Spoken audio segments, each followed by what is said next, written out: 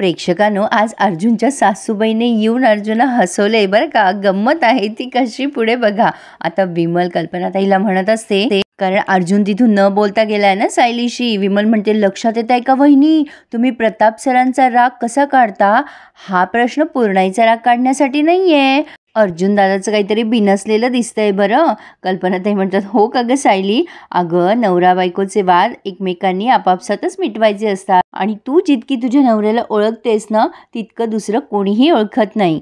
तुमच्या दोघांचं ना एकमेकांवर खूप प्रेम आहे, तेव्हा तुला माझ्या सल्ल्याची गरजच नाहीये बाई. चल बरं विमल, आपण कामं करूयात आपापली. आणि ह्या दोघीही तिकडनं निघून जातात. कल्पनाताई म्हणतात, तू मूड नक्की नीट करशील अर्जुनचा. इकडे ही साक्षी बघा कशी आगाऊपणा करते. चैतन्य म्हणत असतो, काय घेणार साक्षी तू? लगेच ही म्हणते, अरे सेटल तरी हो थोडासा. काय बघतोयस या फाईलमध्ये? मगासपासून पाहतेय मी, काय आहे का या फाईलमध्ये एवढं? चैतन्य म्हणतो, सायली वहिनीवर ज्याने हल्ला केला ना, तर त्याचं स्केच काढून घेतलंय अर्जुनने. त्याचे काही कॉपीज आहेत यात. आता ही साक्षी एकदम घाबरते आणि म्हणते, व्हॉट? अरे म्हणजे मला असं म्हणायचं होतं, अरे अर्जुनने खूपच प्रोग्रेस केली आहे नाही? ती लगेच चेहऱ्यावरचे हावभाव बदलायला लागते. अरे गुड यार चैतन्य, पण काही माणसाबद्दल लीड मिळाल्यात का या स्केचवरनं?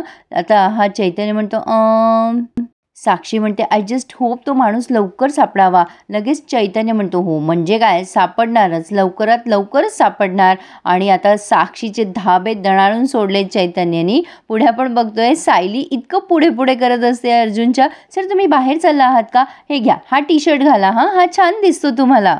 अर्जुनराव काही बोले ना डोले ना म्हणजे तो तिच्याशी बोलतच नसतो. ही म्हणत असे, सर तुम्हाला रुमाल देऊ का? हे बघा इथे ठेवलेत, मी हाताशीच आहेत, हे घ्या. टी शर्ट नको आहे का तुम्हाला? येणं त्या कारणाने ती त्याच्याशी बोलायचा प्रयत्न करते, पण अर्जुन काही तिला रिस्पॉन्स देईना. आता काय करावं बरं? मग ड्रॉवरमधून काही बिल्स काढतीये ती आणि अर्जुनला सांगते, आईनी ही बिलं दिली होती, तुम्हाला भरायची आहेत.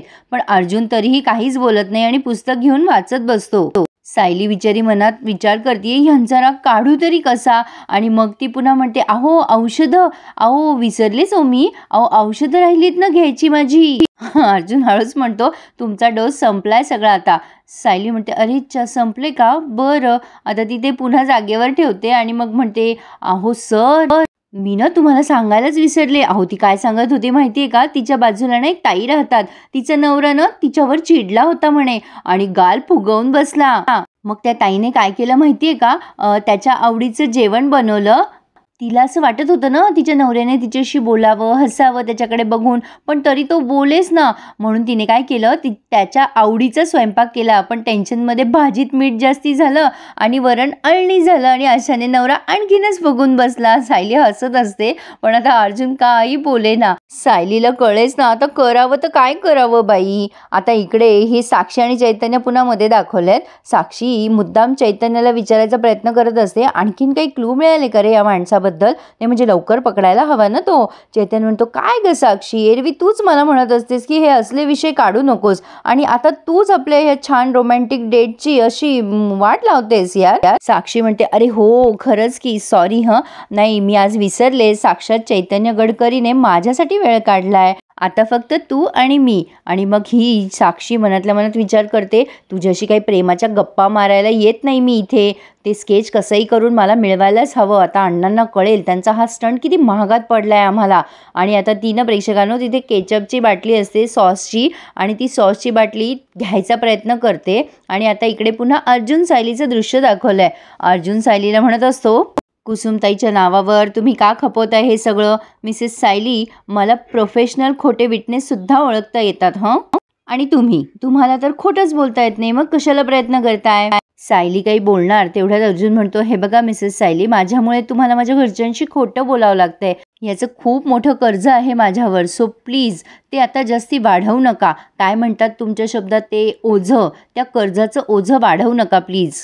सायली बिचारी आता तिचे दोन्ही कान धरते आणि उठाबशा मारायला लागते आणि म्हणते, सर प्लीज माझ्याशी बोला ना, मी कान धरते, प्लीज सर मला माफ करा ना. मी कर्ज आणि ओझं मी आयुष्यात कधी हे दोन शब्द वापरणार नाही. प्लीज प्लीज बोला ना माझ्याशी सर.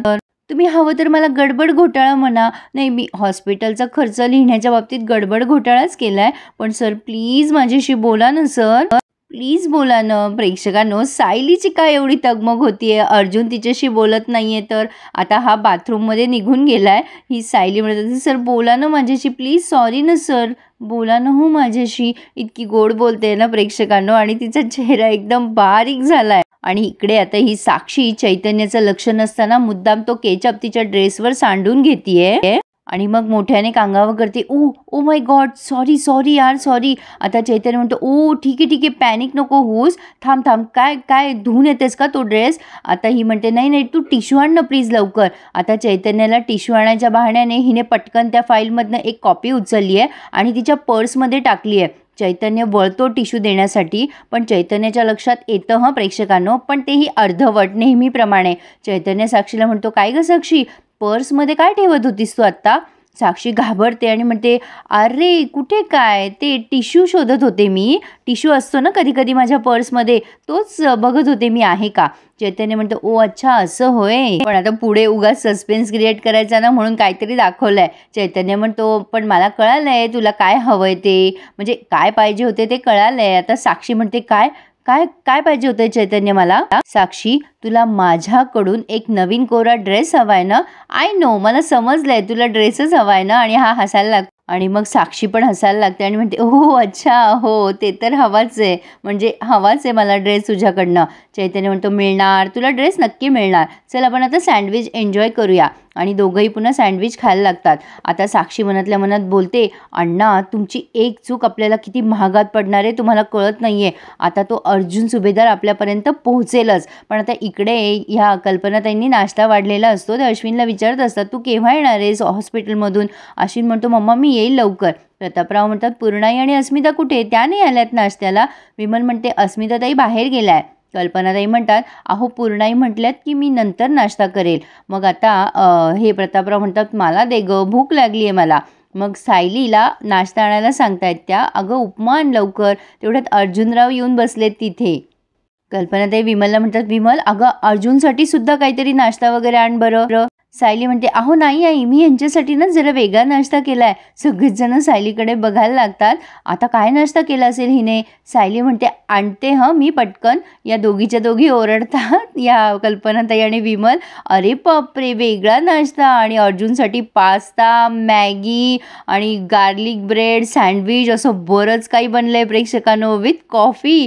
आता अश्विनच्या तोंडाला तर पाणी सुटलंय आणि प्रतापराव तर बघतातच आहे, एवढं मोठं खाणार आहे की काय हा अर्जुन. खरंच की जरा जास्तीच झालाय तो नाश्ता. इकडे हा अण्णा गेम खेळत असतो. मला उडवतो काय मैपत शिकरेला, थांब तुझं मुंडकच उडवतो. त्या गेम खेळताना बडबड करत असतो तो. ही साक्षी म्हणते, आपला गेम बघा आधी काय झालाय ते, मग मोबाईलमधले गेम विसरताल. आता अण्णा म्हणतो, कोण आहे हा, याला कुठेतरी बघितल्यासारखं वाटतंय. केसांचा फुलोरा, हा अवतार कुठेतरी पाहिल्यासारखं वाटतोय, ओळखीचा वाटतोय हा मला. साक्षी म्हणते, हाच येतो ज्याने सायलीवर हल्ला केला होता. अण्णा म्हणतो, अच्छा हा याने केलं होतं काय. आलं लक्षात, विक्याने याला पुढे केलं होतं वाटतं. अरे लय कामाचा माणूस आहे हा. साक्षी म्हणते, कौतुक काय करताय अण्णा, ऑलमोस्ट पकडला गेलाय तो, हे कळत नाहीये का तुम्हाला अण्णा. आणि तुम्हाला कळतंय का त्याचे हे स्केच कोणी तयार केलंय. अण्णा म्हणतो, कोणी. मग साक्षी म्हणते, अर्जुन सुभेदारांनी. आता ह्याच्यापर्यंत पोहोचायला त्याला कितीचा वेळ लागणार आहे. एकदा का याच्यापर्यंत पोहोचला ना तो, मग आपल्यापर्यंत पोहोचलाच म्हणून समजा तुम्ही. पण अण्णा मात्र रिलॅक्स असतात. इकडे आता कल्पनाताई चिडवत आहेत मुद्दाम सायलीला, अगं बाई इतका मोठा नाश्ता आणि तोही सगळा अर्जुनच्या आवडीचा. अगं बाई बाई बाई, पास्ता, नूडल्स, ब्लॅक कॉफी, काय काय गार्लिक ब्रेड वगैरे आहे काय स्पेशल ओकेजन. आता सायली इतकं गोड उत्तर देते प्रेक्षकांनो. विमल म्हणते, आज तर अर्जुन दादाचा वाढदिवस पण नाहीये, काय आहे काय नेमकं. मग सायली म्हणते, आज ना आमच्या लग्नाला 7 महिने 10 दिवस 2 तास 31 मिनिटं आणि 22 सेकंद झाली आहेत. आणि हे सगळं ती घड्याळाकडे बघून बोलतीये. आणि आता या विमल आणि कल्पनाताई हसायला लागतात. आणि अश्विन सुद्धा सायली अर्जुनकडे बघत असते अपेक्षेने आणि म्हणते, म्हणूनच मी ना यांच्यासाठी खास बेत केलाय, यांच्या आवडीचे सगळे पदार्थ केलेत. काय हो आवडलं ना.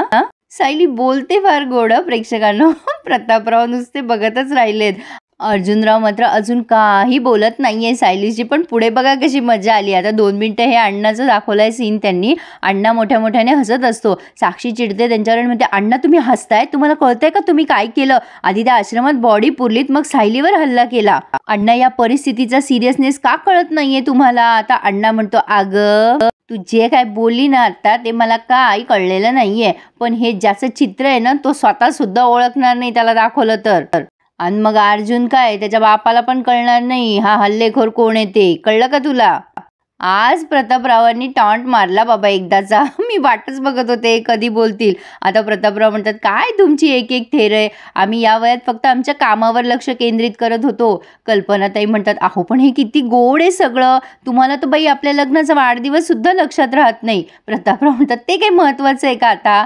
अश्विन म्हणतो, वहिनी happy 7th month 10 days and 2 hours anniversary.